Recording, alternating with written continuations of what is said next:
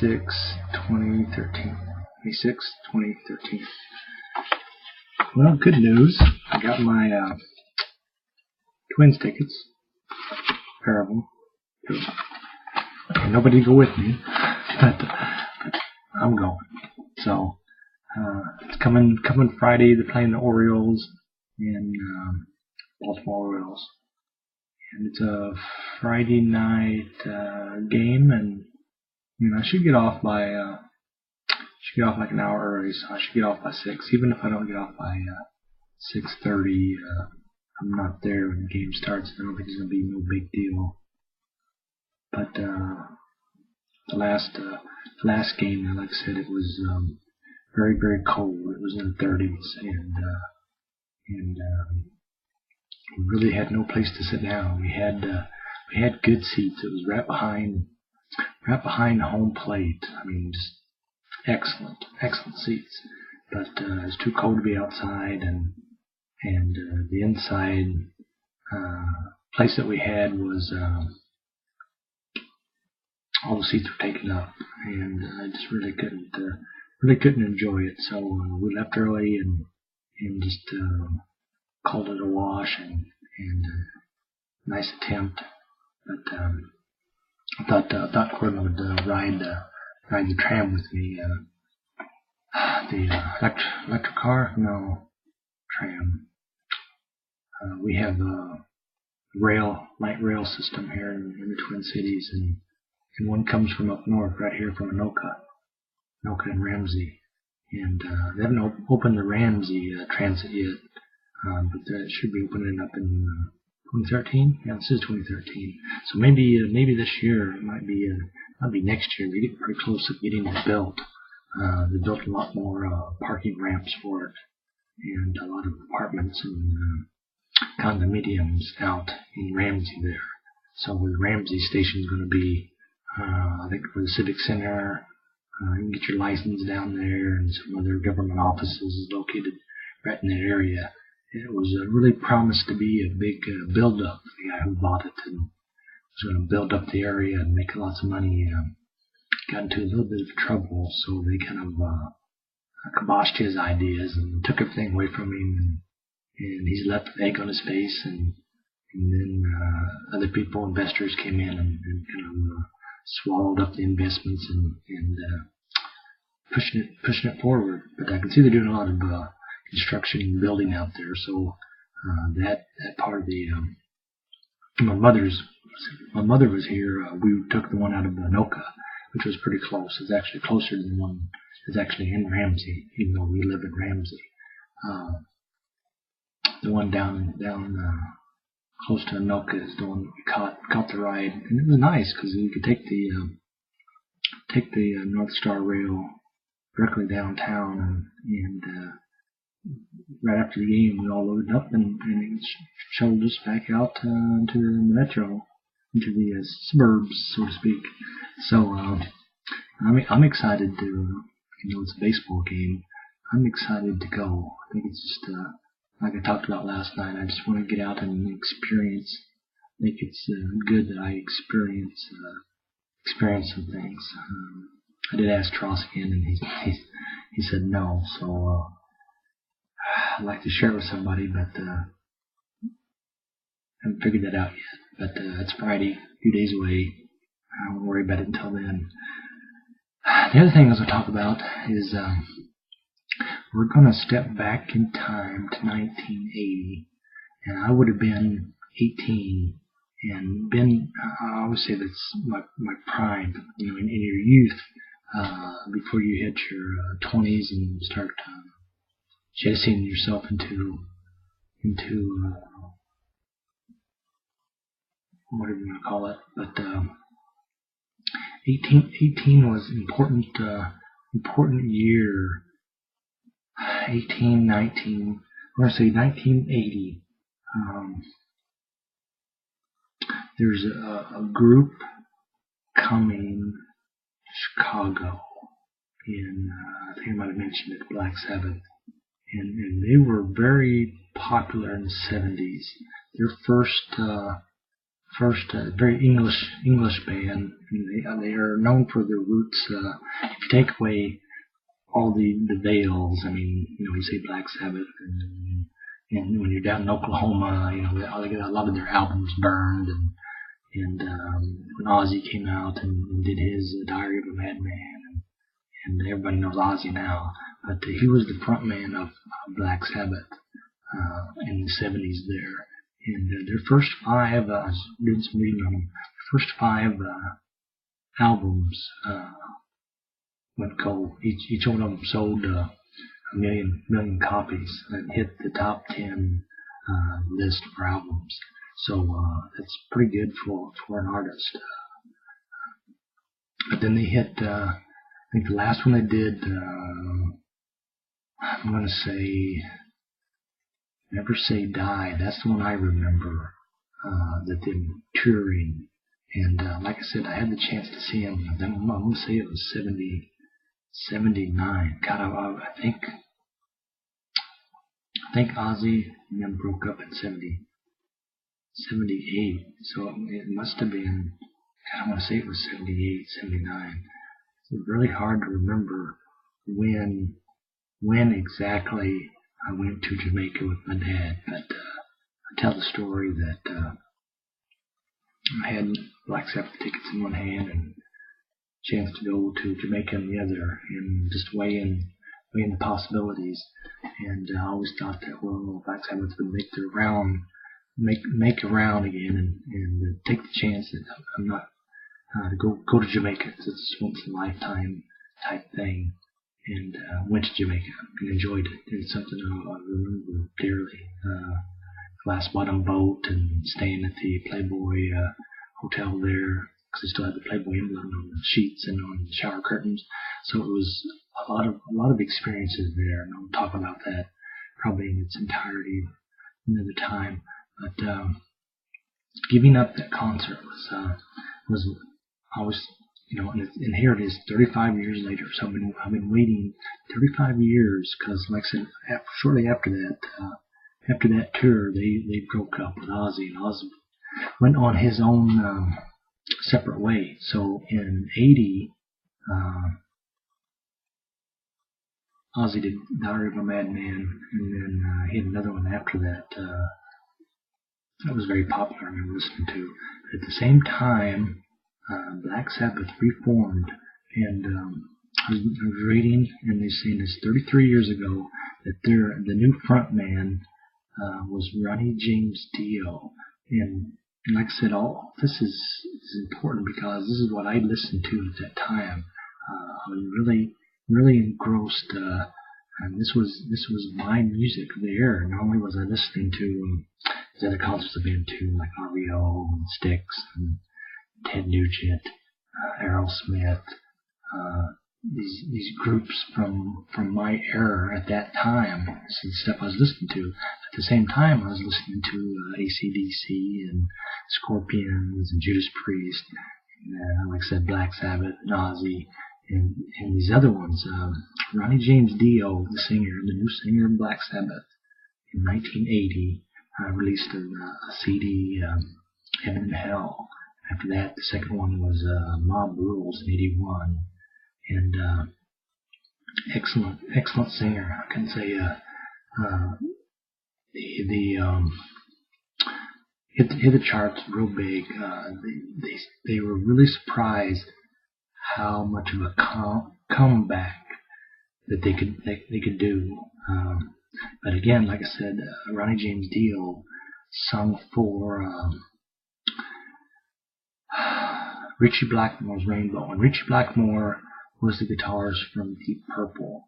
And if you know a classic, everybody knows this classic, Smoke on the Water, which is from Deep Purple, which is Richie Blackmore played the guitars.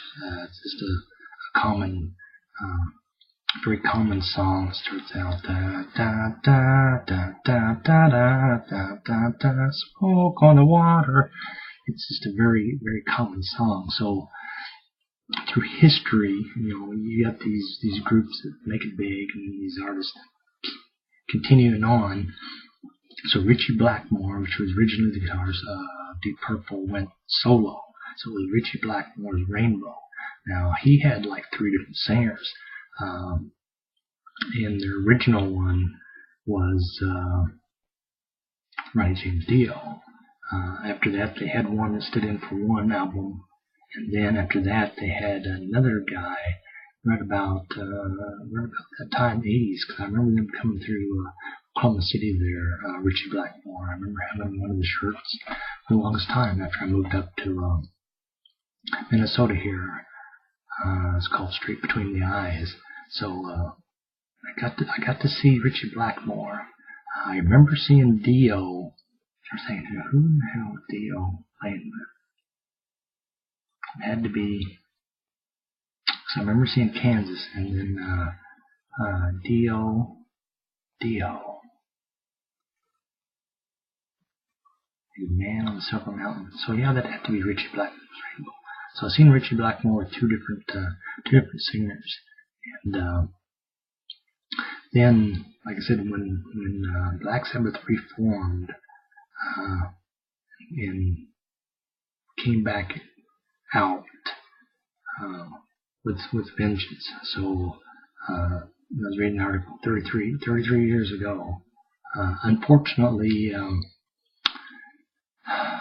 Dio died here a couple of years ago already. God, 2010. So 3 years ago, passed away, which is too bad, because they started touring again. At that time, they got together. I was looking at one video clip online, 2009, that the group had kind of reformed back together and relabeled themselves Heaven and Hell, and which was Dio and the couple of members of Black Sabbath there. But it's interesting that Black Sabbath is going to release a new studio album with the original guys, the first one in 35 years. So it's going to be coming out in June.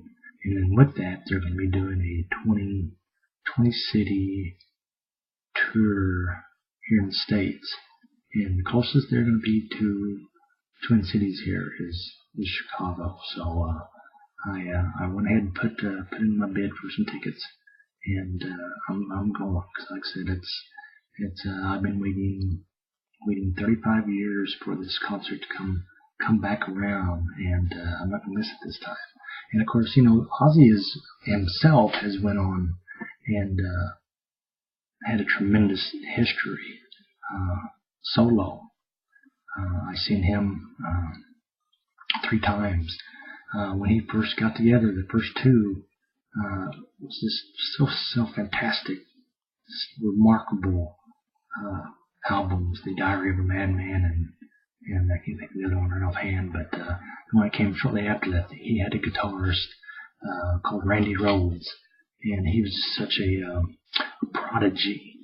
This was a teacher. He was a guitarist, and couldn't quite make it in a group, so he decided to teach. So he was teaching at that time, and then Ozzy had a audition, and he came and kind of blew him away, and the rest was history. So the first 2, I don't know the stats. I'll have to catch up on that. But Ozzy Osbourne and Randy Rhoads. I remember in Oklahoma City there, seeing them. I was at rehab for a bit and snuck out. And the guy and I came to came to Oklahoma City and bought some tickets, because they were on sale like that Saturday. So he had a car, and we just loaded in and went and got tickets. He also played Ozzy and Randy Rhoads at the Cotton Bowl Jam.